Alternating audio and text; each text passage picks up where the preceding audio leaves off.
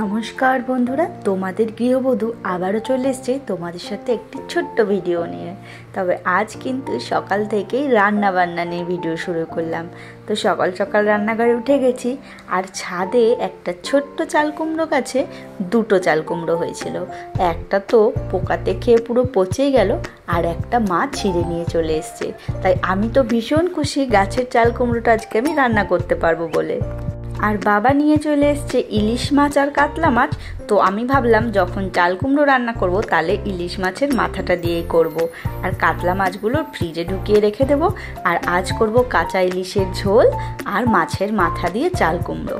তো ওদিকে তো মাছের মাথাটা ভেজে নিয়েছি, আর কড়াইতে এখন দিয়ে দেব একটু রাঁধুনি ফোড়ন। ফোড়নটা যখনই পুড়ে যাবে তখন আমি এর মধ্যে দিয়ে দেবো চেরা কাঁচা লঙ্কা আর চাল কুমড়োটা। এইবার আর কি স্বাদ মতন লবণ আর হলুদ দিয়ে দেবো ঢাকা।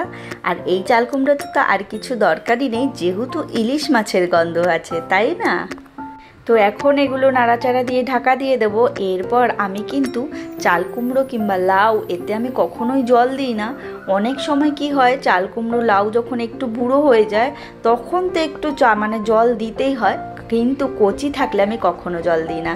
তো এই যে হাফ যখন সেদ্ধ হয়ে গেল, মাছের মাথা দিয়ে নাড়াচাড়া করে একটু মিষ্টি দিয়ে দিলাম, ব্যাস আমার কিন্তু মাছের মাথা দিয়ে চাল কুমড়োটা একেবারে তৈরি হয়ে গেছে। আর যেহেতু আজ কাঁচা ইলিশের ঝোল করব, তার জন্য এদিকে প্রস্তুতি শুরু করে দিয়েছি। তো আমি কাঁচা ইলিশটাকে একটু নুন, হলুদ আর সর্ষের তেল দিয়ে মেখে নিয়েছিলাম। আর এইদিকে মিক্সচারে পেস্ট করে নিয়েছি একটু জিরে আর কাঁচা লঙ্কা। তো কড়াইতে কালো জিরে ফোড়ন দিয়ে দিয়েছিলাম একটু আলুটা যখন লাল লাল হয়ে ভাজা হয়ে গেছিল তখন আমি দিয়ে দিয়েছিলাম বেটে রাখা মশলাটা। তার মধ্যে নুন হলুদ দিয়ে ভালো করে কষিয়ে জলটা দিয়ে দিয়েছিলাম। জল যখন ফুটে গেছে তখন আমি বেগুনটা দিয়ে দিয়েছিলাম, আর এই বেগুন দুটো কিন্তু আমাদের গাছের।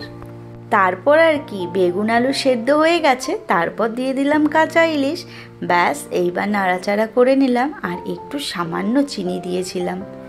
গরম ভাতে কিন্তু এই রকম কাঁচা ইলিশের পাতলা ঝোল দারুণ লাগে। আর যেহেতু আমাদের বাড়ির সবার ইলিশ পছন্দ, তো ইলিশ যেমনই রান্না হোক আমাদের ভীষণ প্রিয়।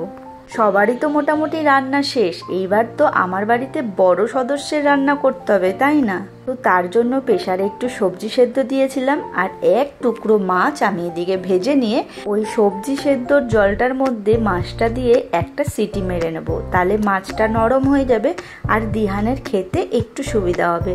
আর দিহান তো এখন একটুও খাওয়া দাওয়া করতে চাইছে না, ওকে একটু এখন গোটা খাবার দিচ্ছি, ও সেটাও ঠিক মতন খেতে চাইছে না। কি যে করব ছেলেটাকে নিয়ে আমি জানি না। যাই হোক বন্ধুরা, আমি ছাদে চলে এসেছি। তো ওই যে দেখতে পারলে আমাদের গাছ, ছোট্ট চাল কুমড়ো গাছটা, ওটাতে কিন্তু চাল কুমড়ো হয়েছিল দুটো। আর এইদিকে দেখো মায়ের পছন্দের সব লঙ্কা গাছ, প্রত্যেকটা লঙ্কা গাছে এত পরিমাণে লঙ্কা হয়েছে সে আর কি বলবো। এই লঙ্কা তো আমরা কেউই খাই না, ওই মাই খায় বসে বসে, আর যে আসে তাকে দিয়ে দেওয়া হয়, আশেপাশের লোককে দিয়ে দেওয়া হয়। মার যেহেতু গাছ লাগাতে প্রচণ্ড ভালো লাগে, আর ওনার এই লঙ্কা নাকি ভীষণ প্রিয়, তাই ছাদ জুড়ে শুধু লঙ্কা গাছ লাগিয়েছে এবছর। Bye bye.